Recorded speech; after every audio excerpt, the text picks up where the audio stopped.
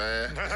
Hey, no, respectable man. This shit be coming. He gonna do his research for you, man. For sure. Now, make sure you tap into Respectable Rants. That's where we getting this content from, or a piece of it anyway. And yeah, man, it's looking like we have some updates going on in the Young and Hefe case. They're saying that Young and Hefe's Young and Hefe's victim was allegedly on Yistel Yeth. But before we get into that, let's tap y'all in real quick. For those of y'all who don't know, Young and Hefe is a No Jumper host. This No Jumper host right here, as a matter of fact. And Young and Hefe is currently incarcerated in the Los Angeles County Jail for an alleged 187, man. So we finna slide right into this content. Without no further ado, man, let's get y'all a quick little recap of what got us to this point, and that is... Sure. What's the good old big deal with the good old people? It's your boy Young and Hefe, don't care about number what the check say. To my big bro, Young and Hefe, don't give a number what the check say. And look, my brother, anything, Norby, I want that to Herbie, I know for sure. Keyway, could be home. This young Ant, this my little homie from the north. This Monster Cody baby. This is baby. You from the north. You feel me? But For Young Ant, there you go. It's your boy Young and Hefe, don't care about number what the check say.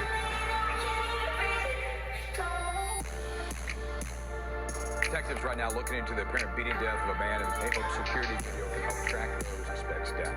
Ant Hefe, the rapper and co-host of the No Jumper podcast, has been arrested for murder. Law enforcement sources have told TMZ that Ant Hefe was busted by LAPD's elite robbery homicide division and booked for felony.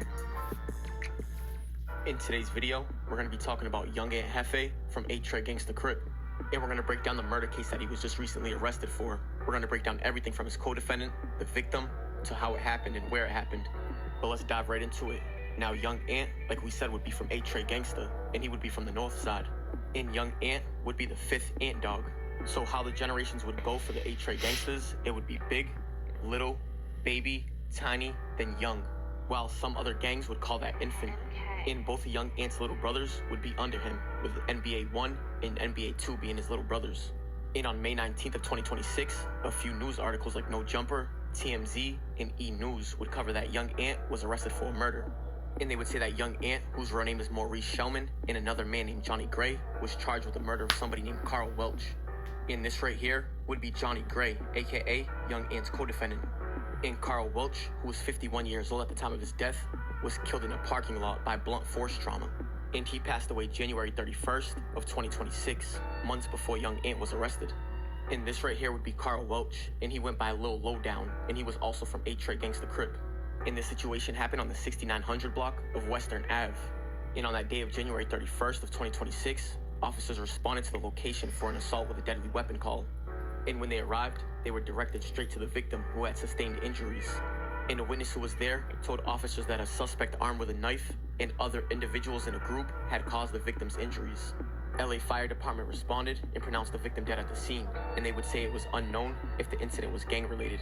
But like we said, Young Ant would be from the north side of 8 Trey. And the murder happened on the 6900 block of Western Ave. But shortly after Lil Lowdown's death, another OG from 8 Trey would post this, and he would say, "So Lil Lowdown's still unalive, huh? No candlelights, no funeral service to donate to, no victim of crime resources provided to his family, no concern whatsoever. Oh, and no smut on him. He did not deserve that fate. Neither did the 4 others who trusted you since I've been back. 10 years. The handlers list is busy. I don't trust you, and you, her, him, and them. Let's get it on. Let's get ready to rumble. Let's go March Madness. R.I.P. Lil Lowdown." Now, that is coming from somebody who's clearly of the community, who's heartbroken, who's hurt, as they've lost their constituent, man. You don't want to see people go through these things. You don't want to see people, have any type of issues. And it's a lot of pain involved in this situation, as there has been somebody who's lost their life. Now, there's a lot of people from Young and Hefe's community who's come out who said this, who said that. I'm not going to get into that because that's not my business, not my place. But what I will say is this, man, when it comes to a situation where you have somebody losing their life in such a gruesome fashion, this is going to be something that's going to be on top of pop culture. This is going to be something on top of celebrity news. It's going to be something on top of, what's going on in the culture, especially as new developments continue to become unleashed, become available to the public. Now, with that all being said, a lot of things have been said about this man as time and time again has come and gone, where we see the situation unfold and we get more information given to us. So with that all being said, let's take it to TMZ for the latest update and the latest report. Now, as we take it to TMZ, it says No Jumper co-host Aunt Hefe alleged unalignment victim high on Yeth during fatal parking lot fight. The man who No Jumper co-host, young Ant allegedly unalive was high on Yeth during the 10v1 street fight that ended his life, TMZ has learned. 10v1 is crazy. TMZ has obtained the medical examiner report for Carl Welch, and it says toxicology results show that he was high on Yeth and had recently done Yoyane when he had passed away. However, the ME says the drugs did not cause his unalivement. The ME, the medical examiner, says that he unalived due to blunt force trauma to his head. So for those of y'all saying that, well, he was on Yugs and he was on Yeth and he was on Yoyane and all that kind of stuff and that could have did it, they're telling you that it didn't. They're telling you very clear that the cause of unalignment was not. The cause of unalignment was not due to the one-two step like Sierra. You see it says the drugs did not cause the The MB said that the was due to blunt force trauma to the head. So with that all being said, for those of y'all conspiracy theorists, for those of y'all who don't like to listen, for those of y'all who are just too slow to keep up for the rest of the class, do not jump in my comments or in the comments or in the chat saying, oh well it could have been because of this, oh it could have been because of that. They're telling you what it's because of. You don't have to wonder, you don't have to guess. It says that he didn't the did not cause Carl Welch's unalignment. Instead, they said that he unalive due to blunt force trauma to the head. That's real quick and decided. You ain't even got to worry about it. Investigators say Carl Welch was attacked by Ant and 9 others on January 31st in a parking lot. The prosecutors charged Ant and a man named Johnny Gray with Carl's unalignment. Video footage shows Carl being kicked and punched and stumped on. The report said that Carl had blunt traumatic injuries significantly involving the head into the neck. The other injuries include abrasions to the face and the head, lacerations to the upper left eyelid, forehead, contusions, and various other serious injuries. LAPD Robbery Homicide Division investigated the fatal brawl before Ant was arrested and charged. Adam 22, who is a co-host, previously told TMZ Ant has been a great podcaster for the last year or so, and as far as I knew, he wasn't like that in the streets anymore. This is all a huge shock. So this is coming out of TMZ, man. Let me see if there's anything else we got in here. No, that's it, man. So this is coming out of TMZ, but they are saying that the man who young Aunt Hefe had a scuffly-wuffly with, his issue with, Carl Welch, yeah, man, they said that he lost it to Yeth. So with that all being said, we finna get up out here to the next one, man. Red dots to the left, you know the rest. Say a prayer and be blessed. We gone. Damn it, it is going off on Flakko. Golly, leader hosing. Let's get in the point and shoot, man. News you can use, knowledge you can't get in nobody's college. Get into it, let's go. All right, so for this video, I want to talk to you guys about Poetic Minyango Jala. Frederick Jala is my real name. Because he's completely out of control. Wait till you see these clips. You're not going to believe. So Jala has had this uprise, as many of you already know. And he's reinvented himself as this anti-racist, pro-black, anti-white supremacist guy. He is a white dude. You know, I come on his app and I cook white supremacists. I speak on white supremacy. I cook them. I cook the racist white dude. You know, I've been covering Jala for many years, and this is not the Jala that I know. Frederick Jala is my real name. He paid $2,500 for the box. This is a different Jala. It's a whole different Jala. This is a different Jala. It's not the same Jala. Totally different Jala. Before the Jala I know is an openly racist bigot, and everyone knew he was open about it. Some blue, purple, wide nose, pink lip nigga was us scamming them good white folks, my nigga. Fuck that nigga. Oh my God, I'm offended. I am appalled to even hear this type of language. This is just unacceptable. We will not stand for any of this here at TNN Trap News Network. And the first clip that I want to show you is Trap Lore Ross. You know Trap Lore Ross, the British YouTuber, true crime guy. He likes to cover a lot of murder and stuff like that. He told Jala to his face that he didn't feel comfortable making content with him as a collaborator because Jala was so racist. Some people said I shouldn't meet up with you.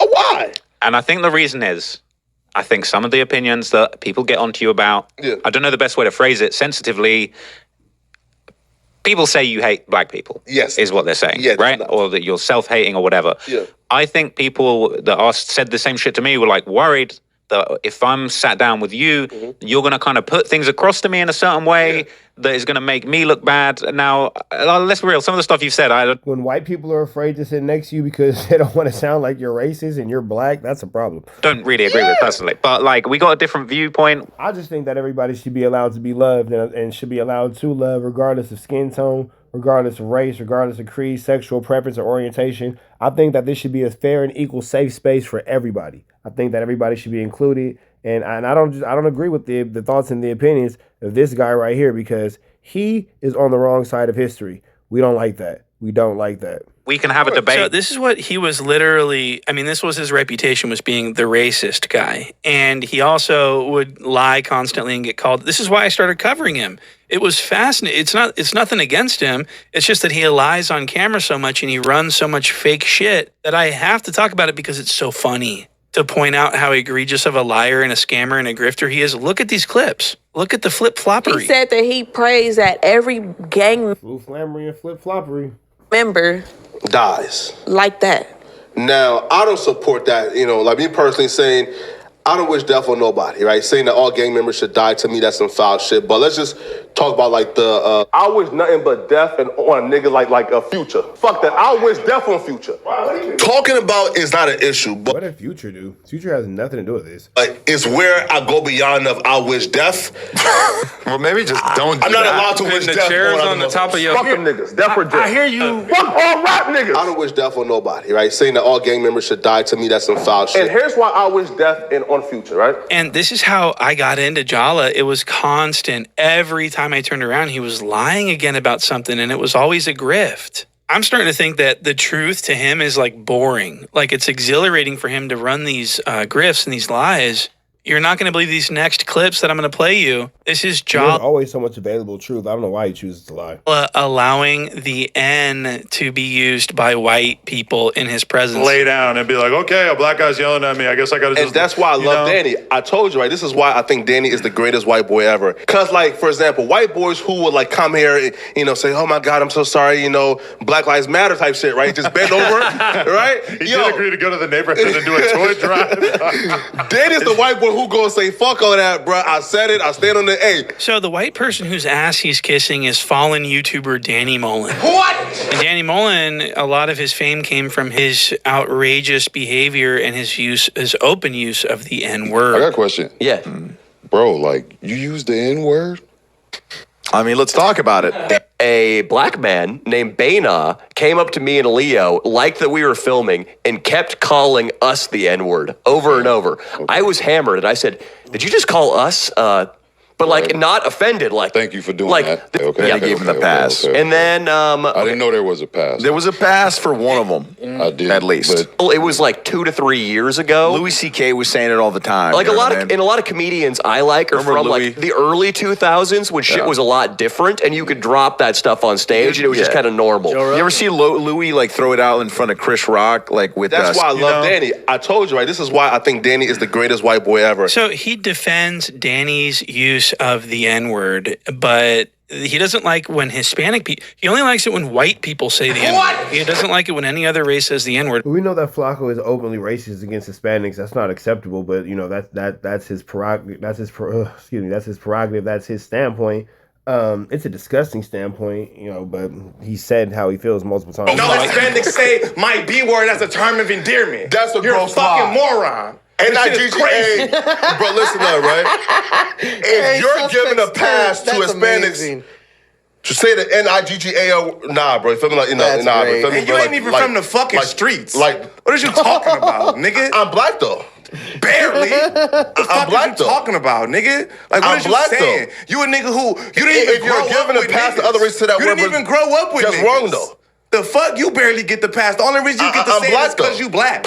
You didn't even grow up with us. He get more of a pass for him to say it than you do. I was gonna say, so what type of people did you grow up with? White people? Both. But their houses and shit. Some of my best friends, bro, I got best friends who then passed away that was Latinos. That I was in the streets with, that I thugged with every day. Passed away tattooed on me as a black man. Every day. So I concur. Ain't no taco good enough to get the N-word pass, bro. Man, you don't even understand it. You're a fucking I'm sorry, bro. Next topic. This nigga's a clown. This nigga's I'm sorry, bro. Before we move on, I'm a real one, bro. No, you're not. Bro. A real one where? Bro. You just lied about where you was real from one, on bro. camera a month ago. How I You're not lied, a fucking real one. So I'm just wondering why he feels so Almighty suspect was on Flakko's hat. All over Flakko's helmet, though. strongly in this case, but when a white person, especially a white pretty girl, says it, he's totally fine with it. He actually likes it. They had guns and everything. They locked me in the car, and the guys try to. The guys. Ooh, they about to get your ass. Oh boy, they about to listen. The Reddit about to go crazy on you. Yay! No, was it niggas though? I'm sorry. We all hate I niggas. don't. She has a trauma past. A nigga tried to kill her. Exactly. Right? Is that a thing? That's a thing. Listen. I'll be real, bro. If a white person tried to kill me, sorry. You know? So they. the niggas pulled up. Go ahead.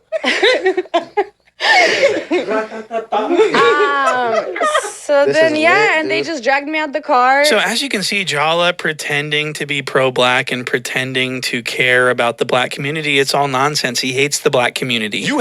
I know you have dealt with these young niggas, so and I hate these niggas. I get that, but it's in being pro-black, you gotta wrap your arm around some of these misguided niggas. But then you're part of the problem, then. Hell no. That's not pro-black. Pro-black means I'm pro what's good for black people, not pro all black people. Right? Saying this. Wait, that's a direct contradiction. No. Now, what I want people to know is that Jala Direct contradiction. has openly admitted to being a scammer, someone who is willing to grift his own audience if he ever got the opportunity. And he doesn't want you to see this next clip, but unfortunately it will be shown. This is Jala admitting to being a disingenuous person who is only in it for money, fame, and power. Look at this clip. Like white dude, right? Salt and pepper. So I'm like, what the fuck going on? So Adam sits, then I go and sit. And they ask me, bro, do you want to sell your soul? At first I'm like, bro, I'm offended. Because why would y'all even ask? Damn right, nigga. Damn right. Nigga, damn right, nigga. That is disgusting. And those shorts are screaming for mercy. Why does he have his thighs out? That is a diabolical situation. And if you really pay attention to it, he really takes up a lot of the screen. That's a lot of Flakko. Man, that is a lot of Flakko. Goodness gracious. Black nigga. You're a capitalist, nigga. Nigga, damn right, bro. Bro, I told Adam nigga, bro. Bro, I need no confessing, nigga. Damn right. Yeah. You feel me? So he admits to selling his soul to the white man. What? That's really insane. And he would do it again. It's all about the money. Don't you guys understand? It's the money and the power and the fame. You know, I remember when Jala begged to be on this interview panel with Nick Frenches. What? And he was loving up on Nick Frenches, someone who doesn't like black people. Nick Frenches. He loved Nick Frenches. And I'm going to play this clip of them talking about reparations and how Jala doesn't think that reparations should happen. As if what their ancestors suffered. So in principle, I'm opposed to it for that as well. Yeah, I'm not an FBA, so I'm not getting any, coins. Like, do you want to respond back or no? Wait, so you think AD would be a recipient and you wouldn't be? Yeah, right. I definitely would be a recipient. Yeah, I wouldn't since I'm not. I mean, our people was brought to this country, you know what I'm saying, like forcefully. And now, what's your opinion on white liberals? I believe that they're our number one enemy. You're like repeating his talking points back at him. Who, Nick? And it just sounds like, yeah, you are. It sounds less racist. Damn it, Flakko. You're really not smart. Golly, that's pretty bad. No one's going to call you a Nazi for saying the same shit that Nick said. I've never heard Nick say that. But go ahead, Nick. Sorry. True, yeah. So Jala used to be racist. He used to align himself with racists. He used to talk really highly of racist white people. But now it's different because he's got this new audience that he has to grift. That's just how the nigga mindset works. Right? Most Negroes don't see the long-term plan, bro. Most Negroes don't see the long-term plan. Most Negroes don't see the end goal, man. The good white man look him and like in his eyes and say, yo, 104 years plus 200. Ain't no nigga that close to white man business and still starving. Meaning this, and right? Even the niggas with the most integrity who don't trust the good white man. Even them niggas, bro. If you put me in a room with the good white man Who's offering me $200 million? Why would you be in the room with a white man, pro-black man? Man, because he ain't tripping. Flakko was pro pockets. You feel me? And if he would have just came out and said, hey, man, this is how I feel. I'm pro this. I'm pro that, blah, blah. And he would have kept it on the up and up. Nobody would really have anything to say. But right now, he's trying to go into a space where he's kind of flu-flamming, skull-dugging, and larcening off different people in different avenues. So it's hard to kind of take it serious, or it's hard to take him as a notable or reputable source of fact. and what? Bro, guess what though? Yeah. It already happened. So now he's this pro-black, conservatives are he's a staunch conservative, and now he's pretending that he's a liberal. He used to say that black liberals were the stupidest people ever. Look at this. This is what he used to do back before he joined YouTube. He was a political activist, and he was very much an alt-right conservative activist. He was a pro-Trump, anti-black liberal. So this is what he was. But now it seems like he's sort of adopted this identity as a liberal, because he's going after all the conservatives that are saying that, I mean, this is just really wild. First of all, also Taylor, you are a garbage human being, bro. You are just a terrible monster of a human being, bro. Now, this man talked about how Nolan Wells' family was grifting, how we are race hustlers for covering this. This man has an interview. Instead of dropping the interview, he decided to cut up the interview in multiple parts to grift as much money as he can from this interview. That's literally what Jala's doing right now with his... And a lot of people are saying that Flakko got his page taken down because of the Nolan Wells situation, that he may have done something allegedly that wasn't racially sensitive. I'm not really sure about that, so if anybody has anything about that, please let me know in the comments, because I would love to hear more about that. I've never heard anything about that, so I can't really speak to it, but if you know anything about it, let me know. Live streams, he's going live for 3 hours, and then he's chopping up into clips and putting them on his other channel to maximize his profit. What? Now, what's really weird is he's calling out conservatives for saying that it seems like this is the Nolan Wells situation seems like another one of these Black Lives Matter fundraising sort of scam sort of things, allegedly. That's what the right-wing talking point is. But maybe I should point even further back. This has been the point of the entire Black Lives Matter movement. Jason Whitlock used to be so much more believable with his LARP. And so Jala has to pretend that he's a liberal now to fight against those narratives because they don't align with what he's selling, which is that this was a racist murder. But when the Black Lives Matter nonprofit thing turned out to be like a big scam, Jala came out and said that he wants to do the same scam. Every election cycle? No, like legit. Every election cycle, dating back to like 2008, what the media would do during every election cycle, they will hone in on an instance where a black man was brutalized by the police, and they would choose to cause mass hysteria and run a psych operation. $100 into this Black Lives Matter and organization. Yeah. Overnight, when George Floyd died, like we got 100 M's in donations. Mm-hmm. Man, come on, my nigga. Man, come on, bro. So Flakko, you're basically saying you'll do the same shit. Listen, because you have this innate, hereditary non-ability to get away from a lick, even to the demise of your own people. Sure. I'm saying that I'll be disappointed in my audience if they don't expect me to do something, right? Right? And if... Damn, that is a damning confession. Damning confession.